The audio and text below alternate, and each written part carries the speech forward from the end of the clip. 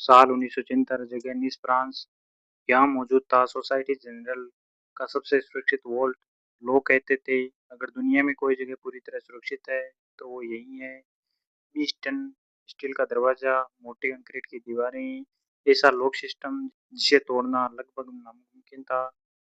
Bank को अपनी security पर इतना घमंड था कि उन्होंने वॉल्ट के अंदर अलार्म तक नहीं लगाया, क्योंकि उन्हें लगता था कोई अंदर पहुंच नहीं सकता। लेकिन शहर में एक आदमी था जो इस नामुमकिन शब्द को चुनौती देना चाहता था।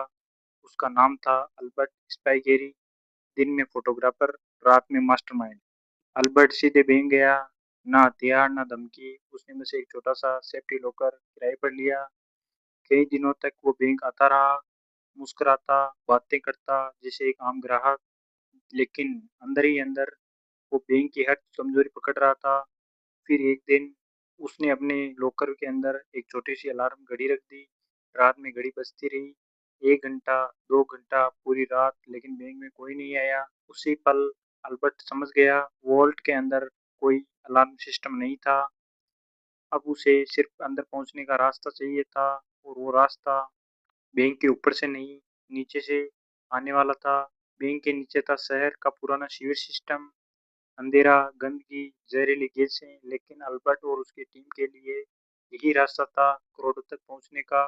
कई हफ्तों तक उन्होंने रात रात भर खुदाई की, सिर्फ हथौड़े और ड्रिल से नहीं, बल्कि दिमाग से, हर इंच नापकर, हर दीवार की मोटाई समझकर।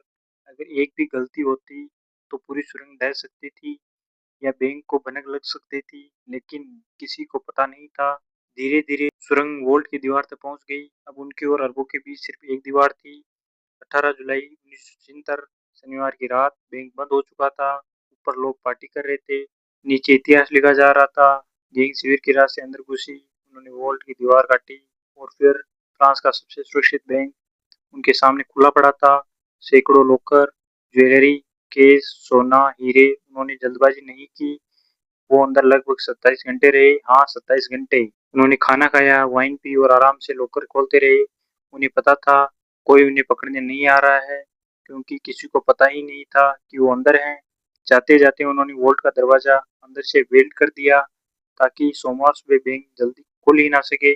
और फिर दीवार पर एक मैसेज लिख दिया, सेंस आर्म्स, नी हैंड्स, नी वॉइस। मतलब बिना हथियार, बिना नफरत, बिना हिंसा। जब सोमवार को बैंक स्टाफ पहुंचा, दरवाजा नहीं खुला। घंटों की कोशिश के बाद जब वोल्ट खुला, तो अंदर का नजारा देखकर सबके होश उड़ गए। सैकड़ों लॉकर खाली थे, करीब 900 करोड़ रुपए का सामान गायब था, और सबसे बड़ी बात, किसी को सुनाई तक नहीं दिया। पूरा फ्रांस हिल चुका था। पुलिस समझ नहीं पा रही थी इतनी बड़ी चोरी बिना आवाज के कैसे हो गई। कोई फिंगरप्रिंट नहीं, कोई कैमरा फुटेज नहीं, कोई गवाह नहीं। अल्बर्ट का प्लान लगभग परफेक्ट था, लेकिन हर बड़ी चोरी में एक छोटी सी गलती बर्बाद कर देती है। गैंग का एक सदस्य पकड़ा गया, और वहीं से पुलिस अल्बर्ट तक पहुंच गई। आखिरकार मास्टरमाइंड गिरफ्तार हो चुका था, लेकिन असली फिल्म अभी बाकी थी। अल्बर्ट को कोर्ट में पेश किया गया। सैकड़ों पुलिस वाले मौजूद थे। सबको लग रहा था अब खेल खत्म। लेकिन अचानक अल्बर्ट खिड़की की तरफ भागा और दूसरी मंजिल से छलांग लगा दी। नीचे खड़ी कार की छत पर गिरा, और उसी सेकंड एक मोटरसाइकिल उसके सामने आकर रुकी। अल्बर्ट पीछे बैठा और भीड़ में गायब हो गया। पुलिस बस देखती रह गई। उस दिन के बाद वो कभी पकड़ा नहीं गया। आज भी अल्बर्ट स्पाइगेरी का नाम दुनिया की सबसे रहस्यमयी बैंक डकैतियों में लिया जाता है। कुछ लोग उसे जीनियस कहते हैं, कुछ लोग अपराधी, लेकिन एक बात तय है, दुनिया को ये सिखा दिया, सबसे मजबूत ताले लोहे से नहीं टूटते, दिमाग से टूटते हैं।